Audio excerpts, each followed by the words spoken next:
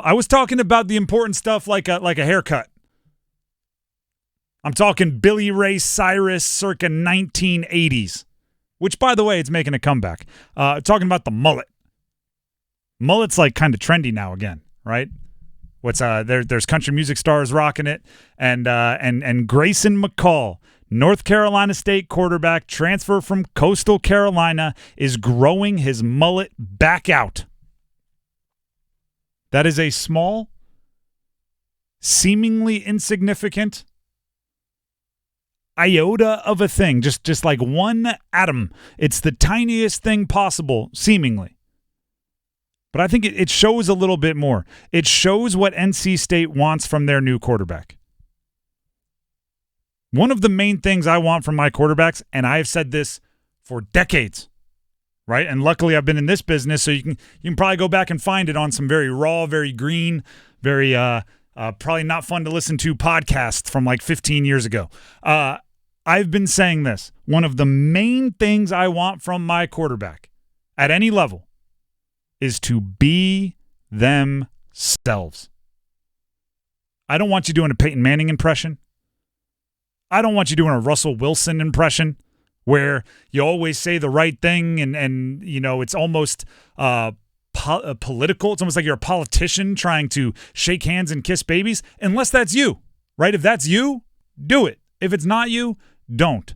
Because the quarterback has to be authentic, and you can't be sitting there at any point in time thinking, what would Peyton do? What would Tom Brady do? What would Phillip Rivers do? Right? If you're from the city and you go to NC State and you watch Phillip Rivers highlights and suddenly you're running around the practice field all golly darn, oh shucks, I'm going to look at you going like, stop that right now. Be you. And Grayson McCall, when he took over the NC State quarterback job, right, he came from Coastal Carolina, which is a little bit like college football Twilight Zone. You're on a beach. The field is teal. It's a different color. You're as somebody that played at the University of Delaware, I'm allowed to say this. You got a chicken for a mascot. Right? The Chanticleers. You don't even call it like something people know. Like, it's a weird spot over there. You've had College Game Day at your stadium too. So, I mean, you've played like in some big time environments as well. Do you remember? You probably don't. This was a while ago. There was a super viral coach post-game rant about I don't want cats. Meow. I want dogs. Do you not remember this? Oh, my. You're going to have to Google it at one point in time. That was the Coastal Carolina guy from like 15, 20 years ago. All these players running around. Oh, do my wristbands match? They're like cats. Meow, meow, meow. It's. If you know what it is, you're laughing with me. If you don't know what it is, go watch, and then you'll be laughing with me. That's Coastal Carolina. That's where Grayson McCall became a college football superstar with a mullet, right? With a little bit of look at me, with a little bit of ha ha. I've got the funny haircut. Maybe this is just as simple as you can take Grayson McCall out of Coastal Carolina, but you can't take the Coastal Carolina out of Grayson McCall. Conway, South Carolina, baby. I'm not even saying like it's Coastal that influenced the haircut. What I'm saying is when he moved to NC State, he cut the hair. He put together a professional haircut. Right? That's right, he did. For ACC kickoff, he wanted to be there, right, looking like a LinkedIn profile picture. Clean-cut professional. CEO of the franchise, right? The team said, we want the Grayson McCall with the mullet. The team said, no. We don't want you being something you're not. We don't want you burying your personality. We don't want that. We want the guy that became the star at Coastal Carolina. So I'm not saying like Coastal was the reason he had the mullet. I'm saying Coastal was weird enough and maybe under the radar enough that he felt comfortable wearing the mullet. Because that's what he is and that's how he represented himself. He came to NC State, more eyeballs, bigger stadium, power conference football, college football playoff aspirations, all of big-time NIL money, feels like a business. Let me get looking sharp here. Let me get looking wedding day fresh. But guess what? They didn't recruit the guy with the fresh haircut, gel in it, right? They recruited the guy that wants all eyes on him, that is comfortable looking a little different. Hey, look at me. That's the guy that they want to be their quarterback. And guess what? It's a little galvanizing because guess who else is wearing mullets now or growing them out? The offensive line.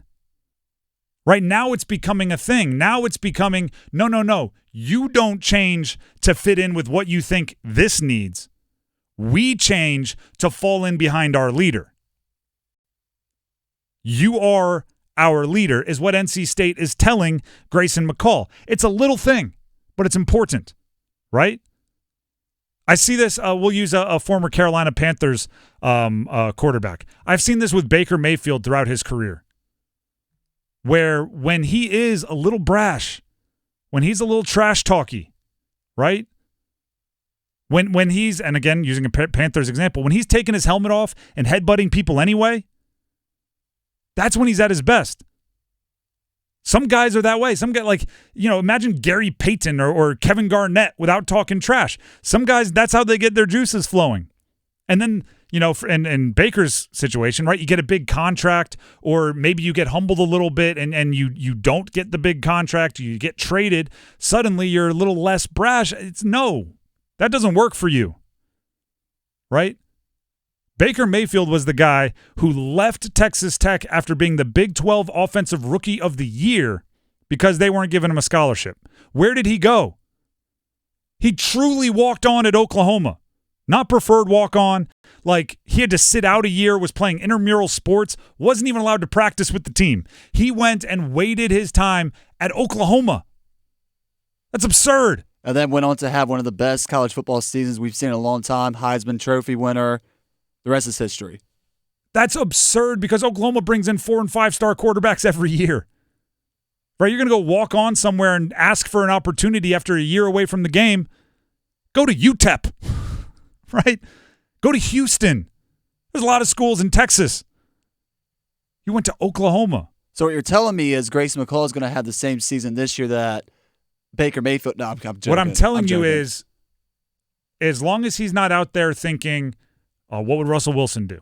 What would a quarterback? What would the ideal quarterback of a Power 4 conference school do?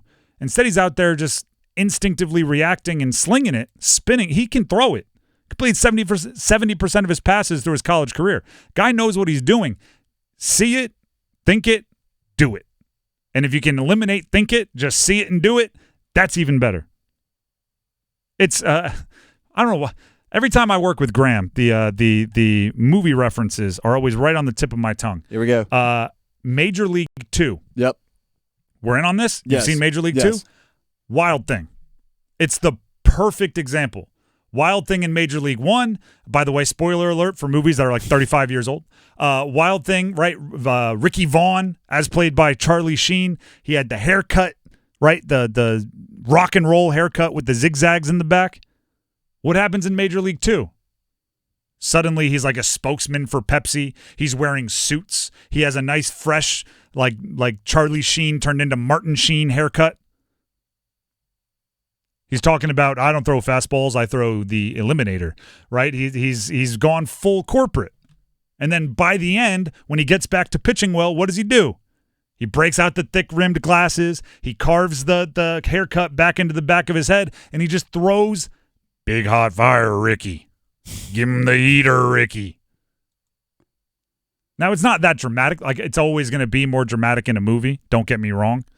Right? It wasn't like Grayson McCall suddenly was, pitching products online or on television like he's Billy Mays and completely selling out. But there is something for your quarterback being themselves. Right? Cam Newton, Carolina Panthers. You can say a lot of things about Cam Newton. You can't say he was ever trying to be or imitate anybody else. And I think that's why he was able to break down so many barriers when it comes to being a quarterback as far as running ability, goal line back, scoring, and everything else. Don't give me what you think the best quarterback is.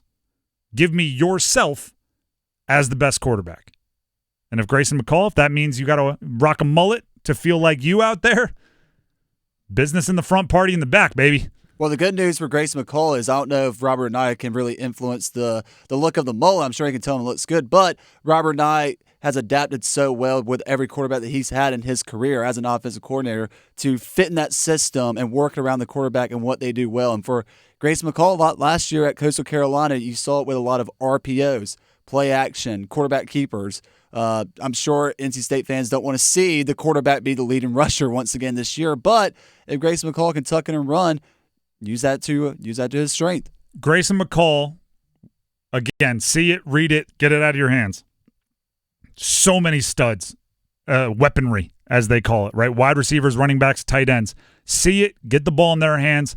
Even if Grayson McCall's got a little wiggle in his legs, like you mentioned, he can get jiggy out of the pocket.